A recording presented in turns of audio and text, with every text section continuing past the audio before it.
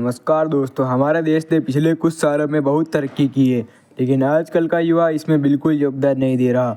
Instagram reels और reels ने इनकी ज़िंदगी आसान और बर्बाद कर दी है। इन रील्स की वजह से क्रिकेट ना देखने वाले भी आरसीबी फैन होने लगे हैं। इन्हीं जंगली कबीलों में से एक प्रजाति है ऑनलाइन गैंगस्टर्स। इस प्रजाति के लोग ज़्यादातर ऑनलाइन ही पाए जाते हैं। वो कहते हैं ना, चंदू के चाचा ने चंदू की चाची को चांदनी की चम्मच से चटनी चटाई, वो चंदू की चाची के लिए ही कहते हैं।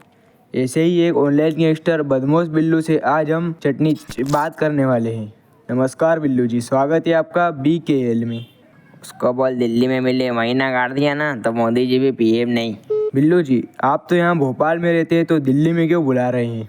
वो कभी सही में आ गया तो आप बचाएंगे मुझे? ऑनलाइन गैंगस्टर्स के बारे में थोड़ी चीज़ें तो आप समझ ही गए होंगे। वैसे बिल्लू जी, आप अपने शिकार को कैसे ढूंढते हैं? शिकार ढूंढना एक कला है जो बहुत आसान है। पास आओ थोड़ा। जो बंदा ट्रेंडिंग में रहता है उसको 2-4 गाली दे दो, हो गया काम। तो जैसा कि आपने सुना, सबका बता दिया। ये लोग ट्रेंडिंग बंदे को पकड़ते हैं ताकि इन्हें भी थोड़ी फेम मिल जाए। सही कहा ना बिल्लू जी? जी बिल्कुल सही कहा। तो इससे आपको कुल मिला के कितना फेम मिलता है किलो में?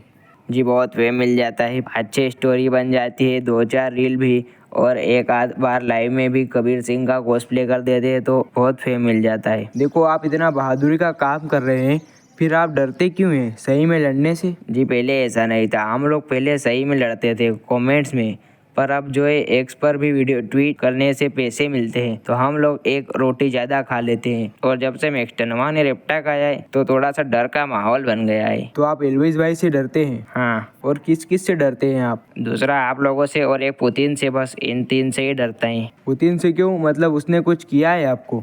नहीं, सब डरते हैं तो हम भी ऐसे ही फेम के लिए। तो बिल्लू जी, माहौल को थोड़ा नमकीन करते हैं। आप जो ये हर बार ऑडियंस को गर्म करके ठंडा ही छोड़ देते हैं, इससे क्या मिलता है आपको? आपकी हर नौटंकी से पहले सारे बेरोजगार अपना काम धंधा रोक देते हैं, पोस्ट कर देते हैं मूवीज को, ताकि आपको देख सके कि अरे वाह, बिल्लू भाई फिर से लफड़ा करेंगे। तो ऐसा क्यों करते हैं आप?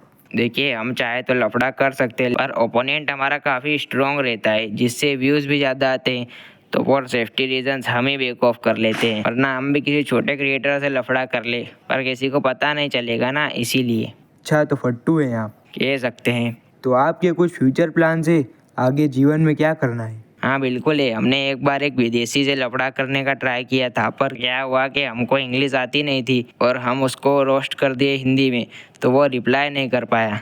तो आप एक तरफा मतलब लफड़ा भी करते हैं? जी देखिए, हम चाहते नहीं हैं करना, पर देश के हालातों पर नज़र डालें तो गर्मी बहुत बढ़ रही है, इसलिए हम धूप में लड़ नहीं सकते। ये क्या बात हुई? आप सीधे बोलिए ना कि वो भाव नहीं देते। जी भाव का क्या है, वो तो क्रश भी नहीं देती, और अब तो आदत सी हो गई है। अब तो आदत सी है मुझको ऐसे जीने में।